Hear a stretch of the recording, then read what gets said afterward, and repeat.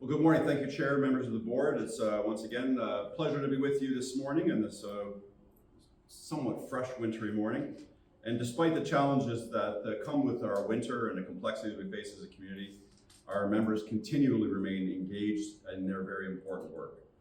We obviously continually recognize the complexity of modern policing and provide the board, the public with relevant information and on the broader picture of what police operations is month to month for us here in Cobourg. We have consolidated our monthly operations report and our monthly downtown report into a single comprehensive document. You'll note the new branded report, and I'll speak more to that when at that time in the agenda. Here we go. New computer, Lisa. There we go. Once again this year, in partnership with the Cobourg Police, Community Living and Respite Care Northumberland, we plan to take a plunge in support of Special Olympics Ontario. This is our second polar plunge, and it takes place on March 28th. Police services across Ontario have a strong relationship with Special Olympics, participating in events that raise awareness to funds to support programming to help the enrich lives of athletes with intellectual disabilities through transformative power of sport. Over the past 37 years, the law enforcement torch run has evolved to encompass a variety of fundraising platforms, including our annual torch run in June and the Polar Plunge, which is happening across Ontario as we speak. The Polar Plunge is one of the largest fundraising events of the calendar year, and this year's fundraising goal for Ontario is $750,000. Here in Cobourg last year, we raised $27,000 thanks to participant fundraising events and the generous donors that live in our community. We hope to raise the same amount for more this year. We're happy again to have Cobourg Fire, Port Hope Fire, Northumberland paramedics, municipal staff, community partners, and local councillors joining the plunge again this year. It's obviously entertaining and memorable. Last year it rained, so we were already wet before we hit the cold water. I don't know what was better or worse, but again, feel free to look at our website and learn more about the plunge and what it supports. As always, so proud of the team here at that auxiliary group. January's Kramer Cruiser, we started again for our third year at this program. Over $2,700 in cash and gift card donations. And again, not coincidentally, almost 2,200 pounds of food was collected to support Northumberland Fair Share Food Bank. And our next Kramer Cruiser is 25th at No Frills. And to remind everybody, we move it around a variety of grocery stores in town every month, one day a month. The Community Safety Advisory Committee, as part of our downtown action plan and aligned with our strategic priorities of public trust and commitment, we've implemented the Community Safety Advisory Committee. The inaugural meeting took place in January. We're thrilled to have a group of members who on the first meeting expressed their passion for community and a deep willingness to bring a voice to residents' experience at the intersection of complex social and safety challenges. The first meeting was met and Deputy Chief Haskins led that because I did encounter my first sick day in I don't know how many years, but needless to say, it wasn't wise that I was at that meeting, but it was well attended and the committee is full of energy to get going. We look forward to creating connections and harnessing the regular input, feedback, and ideas related to our various policing service community safety issues that we confront.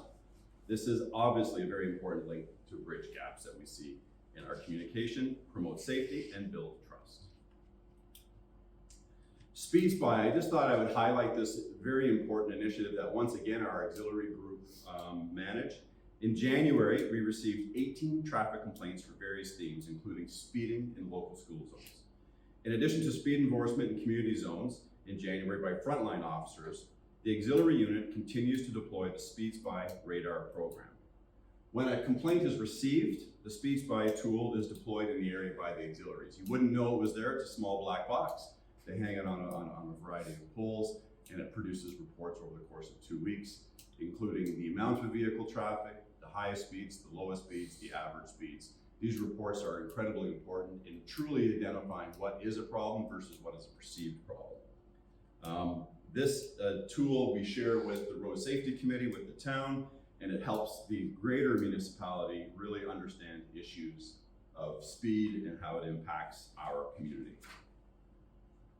Again, wouldn't be possible if it weren't for the auxiliary team taking time out of their day to complete that. Mischief Investigation. On February 1st, 2024, an investigation was opened after receiving 3 reports of mischief involving residential doors being kicked in, causing damage to those doors. This is believed these incidents are linked to a TikTok challenge or video on TikTok called Kick Door Challenge. Led by the investigating officer with the help of scenes of crimes officers, crime analytics, accessing the CCTV camera footage and doorbell camera footage, 2 13-year-old youths have been identified. There was an editorial posted insinuating that the police had not done their job and were not holding the youth accountable for their actions and discounting our intent to serve victims of crime. I'll stand here as I did in our recent press release after that. Every investigation our officers conduct is a victim-centered approach. We actually take the victim's opinions into account in determining sometimes whether charges are laid. To echo the chair's comments, unfortunately, social media allows for this rhetoric to become truth. I'm going to reiterate, our officers did a great job.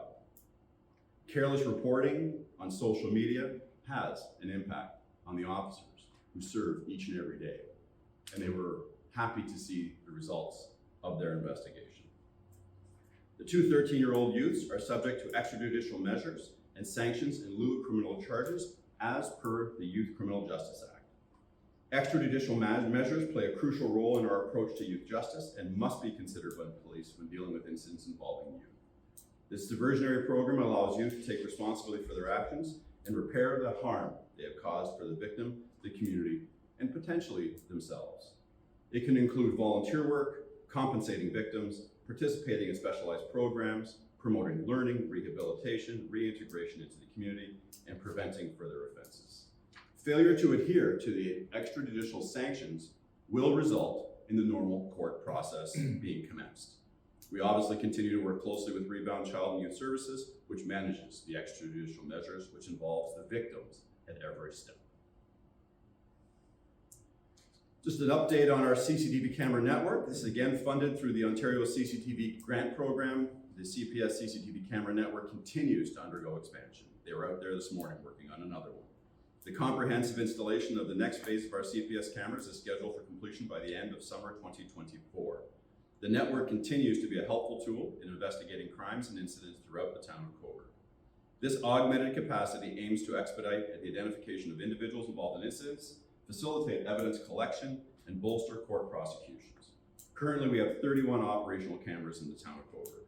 Since May of 2023, the footage has assisted in 46 investigations and 5 in January alone. Our investigations update, you've heard me say it many times before, I'm going to repeat it here again today. Cobourg's location along the 401 and close to the bigger cities means we are not immune to the transient and organized crime groups who rely on the ability to come in and out of our communities quickly. Being connected to surrounding police services and being in tune with the crime trends across the province is crucial to being ready to respond when we see the trend arrive in Cobourg. Distraction theft groups continue to be the trend in Ontario. Most recently, our officers responded to 2 distraction thefts involving individuals believed to be part of a larger organized crime ring, one in January, one in February. In one instance, 2 individuals were arrested, and the 3rd involved individual is still at large.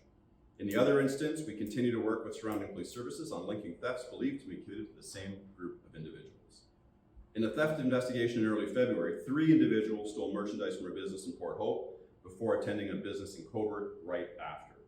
Our officers were able to arrest all 3 individuals thanks to information shared by the Port Hope Police Service and the staff of both businesses.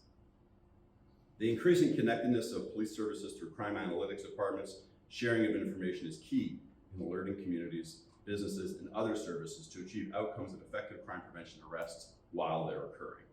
Finally, we continue to monitor the domestic and transnational stolen vehicle trends. Recently, the Ontario government announced a commitment of $18 million over 3 years to help fight auto theft. Although this money was awarded mainly to the bigger services severely impacted by auto theft, we hope this will help organized crime groups spread of auto theft that does reach into our community. As said before, last week, Her Excellency the Right Honourable Mary Simon, Governor General of Canada, invested 80 members into the Order of Merit of Police Forces during 2 ceremonies at Rideau Hall. It was my pride and joy to nominate our Deputy Chief for this order, and it honors the leadership, exceptional service, and distinctive community support and actions taken by the members. Congratulations, Jeff, on your well-deserved achievement. again, I guess don't have a closing slide, but I want to thank everybody for their time. And as always, I'm happy to take any questions per my chief's report. Just one question, Chief, like just kicking the doors and kind of thing, like if a deadbolt is on, that causes a lot of damage. Isn't compensation a given, or is that something that has to be negotiated? That's something that's managed through the extrajudicial measure, so I would like to think it was a given, but I don't know how that's managed through the courts and through the approved agency, in our case right now. I would think compensation is the starting point. Anything else for the Chief on this report? Thank you, Chief.